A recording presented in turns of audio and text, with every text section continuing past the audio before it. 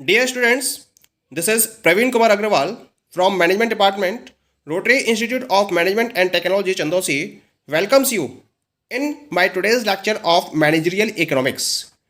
In today's lecture, we will discuss upon the topic cost functions, or we can say it cost output relationship. जैसा कि previous lecture में हमने cost concept को study किया था कि कॉस्ट का कॉन्सेप्ट क्या होता है और किस तरीके से हम कॉस्ट को क्लासिफाई कर सकते हैं। तो क्लासिफिकेशन ऑफ कॉस्ट और कॉन्सेप्ट ऑफ कॉस्ट को हमने प्रीवियस लेक्चर में स्टडी किया था। आज के लेक्चर में हम स्टडी करेंगे कि कॉस्ट फंक्शन क्या होता है या कॉस्ट आउटपुट में क्या रिलेशन होता है, that is studied with the help of cost function. As we know that cost analysis helps in properly appraising the behavior of cost in relation to the scale of operations, size of output and several other factors. Cost function is derived from production function. Production function और cost function दोनों क्या है, एक ही सिक्के के दो पहलू हैं। जैसे एक कॉइन के अंदर एक तरफ हेड और दूसरी तरफ टेल होता है, ऐसे ही किसी भी ऑर्गेनाइजेशन के रेफरेंस में the one side is of production and second side is of the cost. So cost function is drive from the production function और कॉस्ट एनालिसिस के बेसिस पर हम ये पता कर सकते हैं कि डिफरेंट स्केल ऑफ ऑपरेशन या साइज ऑफ आउटपुट के रेफरेंस में कॉस्ट का बिहेवियर क्या है या कॉस्ट में किस तरीके से चेंज हो रहा है। यानी कि अगर हम स्केल ऑफ ऑपरेशंस को चेंज कर रहे हैं या अपने साइज ऑफ आउटपुट को चेंज कर रहे हैं या किसी और फैक्टर में चेंज कर रहे हैं तो उसकी वजह से टोटल कॉस्ट में क्या डिफरेंस आ रहा है, उसका बिहेवियर क्या होगा, that can be studied with the help of cost analysis. और इस कॉस्ट एनालिसिस में सबसे इंपॉर्टेंट जो कॉन्सेप्ट है that is of the cost function. तो कॉस्ट फंक्शन क्या होता है, ये एक प्रॉपर डेफिनेशन दे रखी है यहाँ पे कॉस्ट फंक्शन की। Cost function studies the functional relationship between the level of output and total cost, assuming constancy of other determinants of cost. These determinants may include utilization and size of plants, price of inputs, state of art and technology, stability of output, lot size, efficiency, information system and so on. क्या मतलब हुआ इसका? Cost function level of output और total cost के functional relationship को study करती है। यानी कि यहां पर हम दो वेरिएबल लेके चल रहे हैं, एक वेरिएबल है हमारा लेवल ऑफ आउटपुट और दूसरा वेरिएबल है हमारा टोटल कॉस्ट। तो लेवल ऑफ आउटपुट और टोटल कॉस्ट के फंक्शनल रिलेशनशिप को हम कॉस्ट फंक्शन के नाम से जानते हैं। जबकि हमें क्या करना पड़ेगा, इस जो कॉस्ट के वेरियस डिटरमिनेंट्स हैं इसके अलावा उनको हमें कांस्टेंट रखना पड़ेगा। केवल लेवल ऑफ आउटपुट में चेंजेस को स्टडी करना है हमें और उसके बेसिस पर टोटल कॉस्ट के बिहेवियर को स्टडी करना है। इसी वजह से हमें जो कॉस्ट के अदर डिटरमिनेंट्स हैं उनको कांस्टेंट रखना पड़ेगा।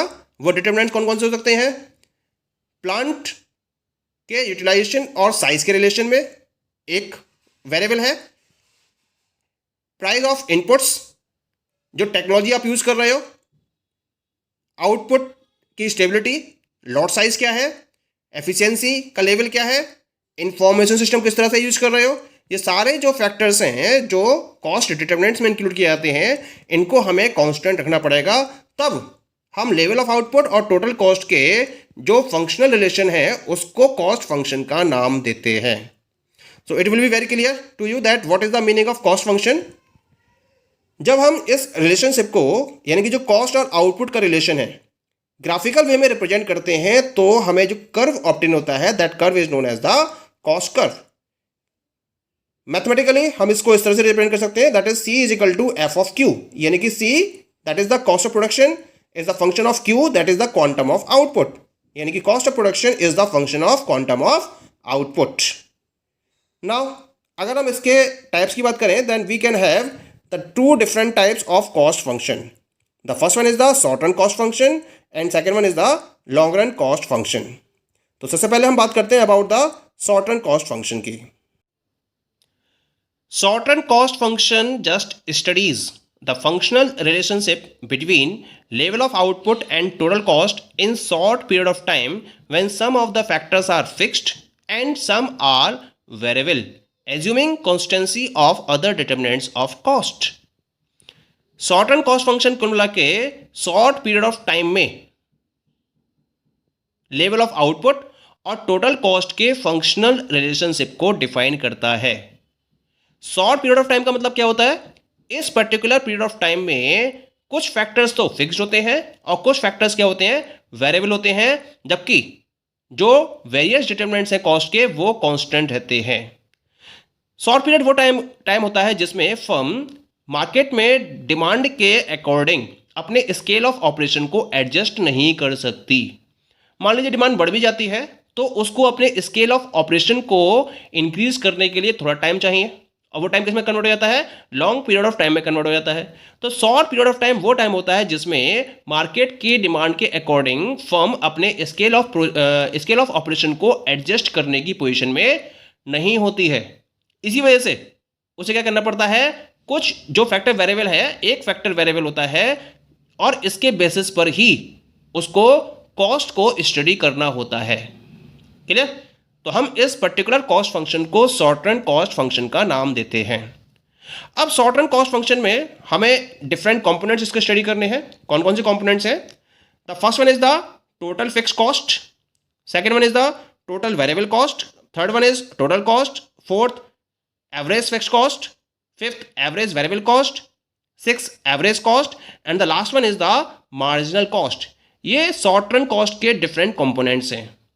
तो हम पहले बात करते हैं about the total fix cost की। क्या होता है टोटल फिक्स कॉस्ट? जब एक प्लांट को या एक ऑर्गेनाइजेशन को एस्टेब्लिश किया जाता है तो कुछ पर्टिकुलर कॉस्ट ऐसी होती हैं जो क्या होती हैं, फिक्स होती हैं। फिक्स का मतलब क्या होता है कि अगर आप आउटपुट को इंक्रीज करें या आउटपुट को आप डिक्रीज करें या आपका आउटपुट जीरो ही क्यों ना हो, ये कॉस्ट उतनी की उतनी ही रहती हैं, इनमें कोई भी चेंज नहीं होता है।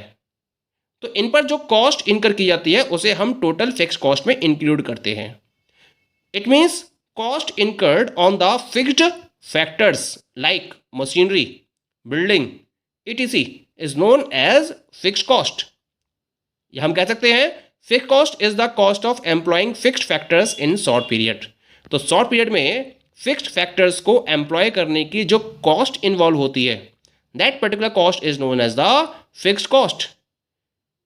ये एक फिक्स्ड अमाउंट होती है जो कि फर्म के द्वारा इनकर की जानी जरूरी है, क्योंकि जब तक वो फिक्स कॉस्ट में अपना पैसा नहीं लगाएगी तब तक प्रोडक्शन पॉसिबल नहीं किया जा सकता।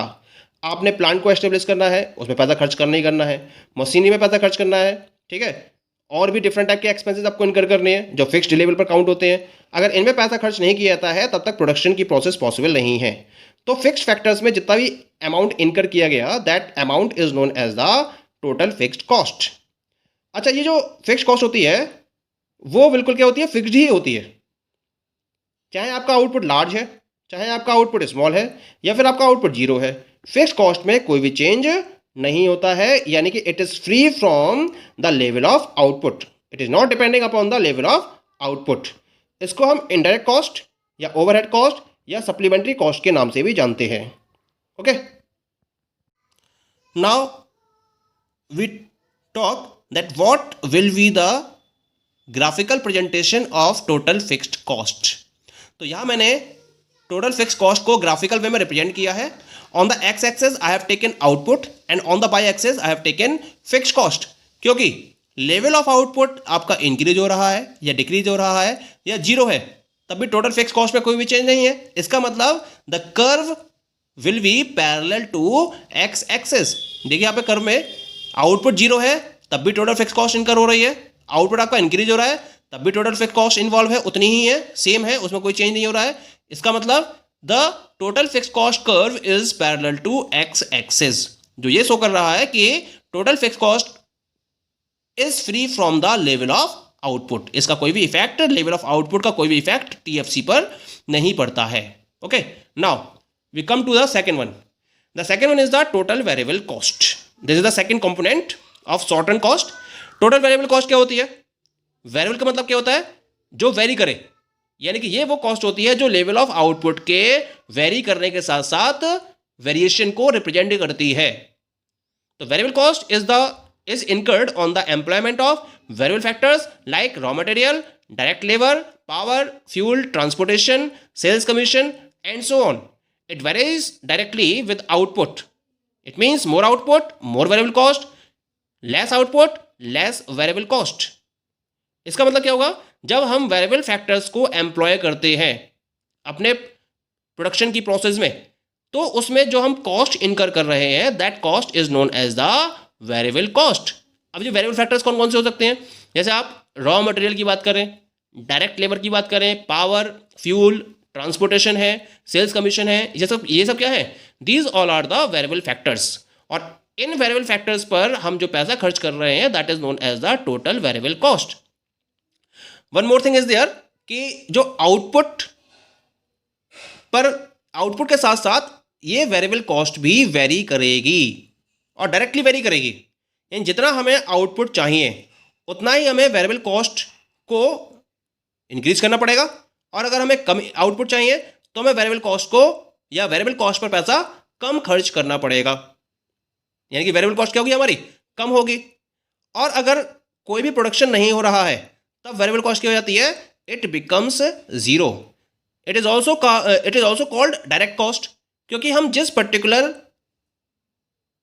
प्रोसेस में या जिस पर्टिकुलर एक्टिविटी में डायरेक्ट कॉस्ट को वेरिएबल कॉस्ट को एम्प्लॉय करते हैं या फॉलो करते हैं, हम उसको डायरेक्टली आइडेंटिफाई कर सकते हैं। इसी वजह से इसको डायरेक्ट कॉस्ट का नाम दिया जाता है। अब बात आती है कि वेरिएबल कॉस्ट को हम किस तरह से रिप्रेजेंट कर सकते हैं, क्योंकि वेरिएबल कॉस्ट क्या है, ये आउटपुट के लेवल पर डिपेंड करती है और डायरेक्टली वेरी करती है। तो इसका मतलब इसका ग्राफ कैसा होगा, दैट विल बी अपवर्ड, क्योंकि आउटपुट इंक्रीज हो रहा है तो वेरिएबल कॉस्ट भी इंक्रीज हो रही है, आउटपुट डिक्रीज हो रहा है तो वेरिएबल कॉस्ट भी डिक्रीज हो रही है। तो यहाँ मैंने एक कर्व को रिप्रेजेंट किया है, this is the TVC curve, और ये क्या है इसका curve, it is positively sloped curve. क्या शो कर रहा है, जब आउटपुट जीरो है तो वेरिएबल कॉस्ट क्या है, जीरो है, और जैसे जैसे आप आउटपुट को इंक्रीज कर रहे हो वेरिएबल कॉस्ट भी लगातार इंक्रीज होती चली जा रही है। हाँ, रेट ऑफ वेरिएशन अलग अलग हो सकता है इसका, लेकिन इंक्रीमेंट होगा ही होगा आउटपुट के इंक्रीमेंट होने के साथ साथ, और डिक्रीमेंट होगा आउटपुट के डिक्रीमेंट होने के साथ साथ वेरिएबल कॉस्ट में भी डिक्रीमेंट होगा। तो this is known as the total variable cost. Okay, अब बाकी के जो कंपोनेंट्स हैं शॉर्ट रन कॉस्ट के, वो हम नेक्स्ट लेक्चर में स्टडी करेंगे। Okay, thank you.